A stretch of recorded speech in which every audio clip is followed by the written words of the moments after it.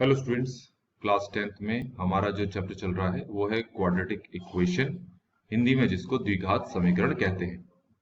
तो इस वीडियो में हमने क्या स्टार्ट करना है, जो एक्सरसाइज 4.2 है, उस 4.2 एक्सरसाइज के जो थर्ड, फोर्थ और फिफ्थ क्वेश्चन है वो हमने यहाँ पर करने हैं।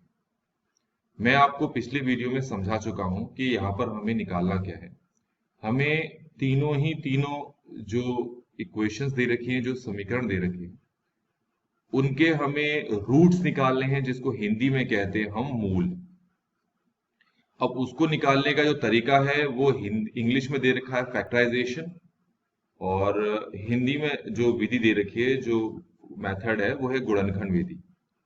पर ये जो दोनों ही मेथड है, इनको हम सीधे सीधे बोलते हैं मिडिल टर्म स्प्लिटिंग मेथड, क्योंकि यही मेथड फैक्टराइजेशन है, यही आपका गुणनखंड विधि है। ठीक है, हिंदी में इसको मध्यपद विभाजन भी बोल सकते हैं। तो अब हमें स्टार्ट कैसे करना है, देखिए जरा, मैं क्वेश्चन नंबर थर्ड लेके चलता हूं। ये हमारे पास है √2x² plus 7x plus 5 √2 equal to 0।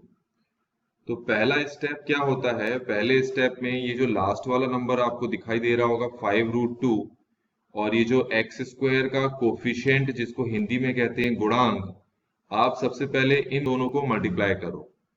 किसको किससे करना है, 5 √2 को किससे मल्टीप्लाई करना है, √2 से। अब मल्टीप्लाई करने का तरीका क्या है, देखो, रूट वाले तो रूट वाले से ही मल्टीप्लाई होते हैं। आपको ये पहले से पता होना चाहिए कि √2 मल्टीप्लाई √2 होता है 2, √3 मल्टीप्लाई √3 होता है 3, √5 मल्टीप्लाई √5 होता है 5। तो इसी हिसाब से यहाँ पर देखो, इस √2 को इस √2 से मल्टीप्लाई करेंगे तो आएगा 2, और साथ में ये 5 भी है, तो 5 से मल्टीप्लाई कर दिया इस 2 को, तो आंसर आ गया हमारे पास 10। तो 5 √2 को जब आप √2 से मल्टीप्लाई करोगे तो आंसर 10 आएगा। अब इस 10 का क्या करना है, 10 जिसके पहाड़े में आता है उसको लिख लो, 10 10 के टेबल में आता है।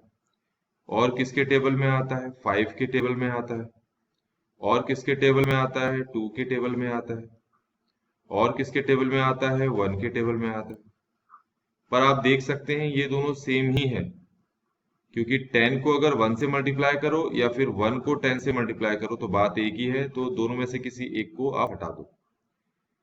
ये है 5 मल्टीप्लाई 2 और ये है 2 मल्टीप्लाई 5, दोनों एक जैसे ही हैं, आगे पीछे ही तो हैं, इसलिए इसको हटा दो, जरूरत ही नहीं है उसकी वजह से। अब आप देखो कि बीच में आपको क्या लाना है, ये है 7x। तो आपके पास यहाँ पर जो नंबर हैं उनके जोड़े दिए हुए हैं। देखो, पहला जोड़ा तो 10 और 1 का है, और दूसरा जोड़ा है वो 5 और 2 का है। ये जो जोड़े में नंबर दे रखे हैं, इन नंबर को एक बार जोड़ो, एक बार घटाओ, मतलब 10 और 1 को जोड़ो तो हमारे पास 11 आता है, और 10 में 1 घटाओ तो 9 आता है। पर बीच में आपको क्या चाहिए, 7x चाहिए।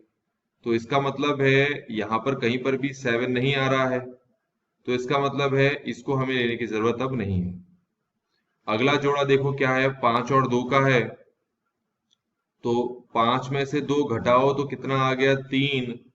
लेकिन अगर 5 में 2 को जोड़ो तो कितना आ गया, 7, और हमें यहाँ पर क्या चाहिए, 7 चाहिए। तो इसका मतलब 5 और 2 जो हैं, हमें इन्हीं का ही यूज करना है। कैसे यूज करना है, आप 5 को तो बोल दो 5x, 2 को बोल दो 2x, और दोनों को क्या करना है, प्लस, और प्लस करके क्या आएगा, 7x। तो 5x प्लस 2x कितना हो गया, 7x। तो ये जो आपके पास 7x दिख रहा है, इस 7x की जगह हम क्या रखेंगे, 5x प्लस 2x। चलिए स्टार्ट करते हैं। सबसे पहले मैं इसको लिख लेता हूं, ये है √2x² है, जिसको मैं लिख सकता हूं √2 मल्टीप्लाई x प्लस की जगह प्लस लिख दिया। अच्छा, इसको थोड़ा सा मैं नीचे लिखता हूँ, ये स्पेस कम है। दोबारा आप देखिए क्या लिखा है। सबसे ऊपर लिखा है, ये है √2x², जिसको मैं लिख सकता हूँ √2 मल्टीप्लाई x। फिर ये क्या है, प्लस। अब ये 7x नहीं लिखूंगा मैं, क्योंकि 7x आप देख सकते हो 5x प्लस 2x के बराबर है, तो ये लिखूंगा मैं 7x की जगह, मतलब इसकी जगह पर मुझे लिखना है 5x प्लस 2x, लिख दिया। और लास्ट में हमारे पास क्या है, ये क्या है हमारे पास, ये है 5√2, समझ में आ गया होगा। इसको ऐसे ही लिख देता हूं, √2 मल्टीप्लाई एक्स मल्टीप्लाई एक्स, ये जो दिख रहा है आपको इसको मैं लिख लेता हूं 5 मल्टीप्लाई एक्स। अच्छा, इसको देखो और तुम इसको देखो, अभी के लिए तो चलो मैं 2 मल्टीप्लाई एक्स लिख लेता हूं, 2x को मैंने ये लिख लिया 2 मल्टीप्लाई एक्स, और 5√2 को लिख लो आप 5 मल्टीप्लाई √2 इक्वल टू 0 भी है जो मैं ऊपर नहीं लगाया मैंने। अब एक चीज देखो कि इन दोनों में तुम्हें क्या क्या चीजें कॉमन दिखाई दे रही हैं, उनको आप बाहर निकालोगे। तो मैं ये दिखाता हूं आपको कॉमन क्या है, सिर्फ एक x है कॉमन दोनों में। तो मैं क्या करता हूं, इसी x को अगर बाहर निकाल लूं तो फिर मेरे पास क्या बचेगा, क्या बचेगा मतलब यहां से क्या रह गया जो बाहर नहीं गया, वो है √2x, ये भी बाहर नहीं गया, प्लस यहां से बाहर कौन नहीं गया, 5, तो ये हमारे पास आ गया। अब इन दोनों में से कॉमन निकालना है, तो आपको कुछ भी कॉमन दिखाई नहीं दे रहा होगा, लेकिन तुम्हें ऐसा लग रहा होगा कि भैया यहाँ तो हमारे पास √2 है और यहाँ 2 है, तो 2 को बाहर आना चाहिए। तो उसका तरीका क्या है कि सबसे पहले ये जो 2 दिखाई दे रहा है आपको, ध्यान से समझना, आप ये चीज ध्यान रखें, अगर मैं √2 का स्क्वायर करता हूं तो स्क्वायर से रूट हट जाता है, तो आंसर कितना आता है 2। तो इसका मतलब है तुम 2 की जगह क्या लिख सकते हो, √2 का स्क्वायर लिख सकते। ठीक हो गया। तो ये जो 2 दिखाई दे रहा है, इस 2 की जगह अभी के लिए तो मैं लिख लेता हूं √2 का स्क्वायर, और साथ में लिख लेता हूं मल्टीप्लाई x, और यहां पर हमारे पास है 5 मल्टीप्लाई √2 इक्वल टू 0। x ये है √2x प्लस 5।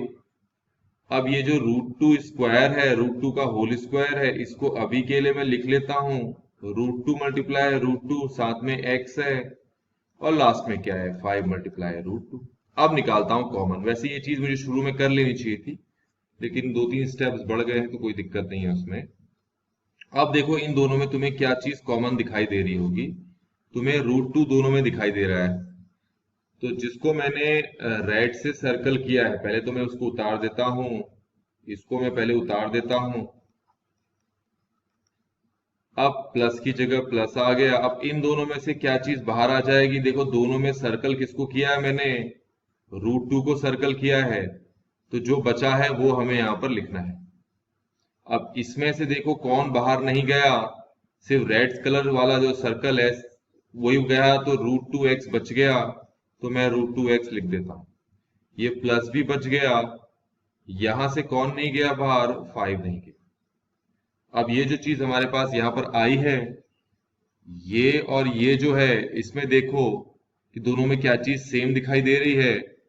मैं कलर से दिखाता हूं आपको सेम क्या है, ये जो √2x प्लस 5 है, ये दोनों में ही सेम है, तो मैं इसी को क्या करता हूं, बाहर निकाल लेता हूं। मैं √2x प्लस 5 को बाहर निकाल लेता हूं, निकाल लिया।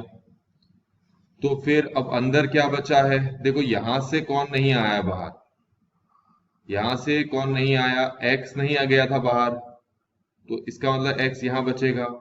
यहां से ये प्लस बचा, और इस पूरे में से क्या बच गया जिसको हमने कॉमन नहीं निकाला, वो था √2, और यहां पर इक्वल टू 0 है। तो अब एक एक करके हम पहली बारी में इसको 0 के इक्वल रखेंगे, तो √2x प्लस 5 हमारे पास 0 के इक्वल है, इसको भी 0 के इक्वल रखेंगे, तो x प्लस √2 भी 0 के इक्वल होगा। अब कैसे सिंप्लीफाई करना है देखो जरा, पहले इस प्लस 5 को यहां लेकर जाएंगे, √2x का √2x उतार दिया, प्लस 5 वहां चला गया तो हो जाएगा -5। अब √2 कहां जाएगा, क्योंकि √2 जो है x के साथ मल्टीप्लाई हो रहा है, गुणा हो रहा है, तो ये 5 के नीचे चला जाएगा। तो ये हमारे पास यहाँ पर x की वैल्यू आ गई।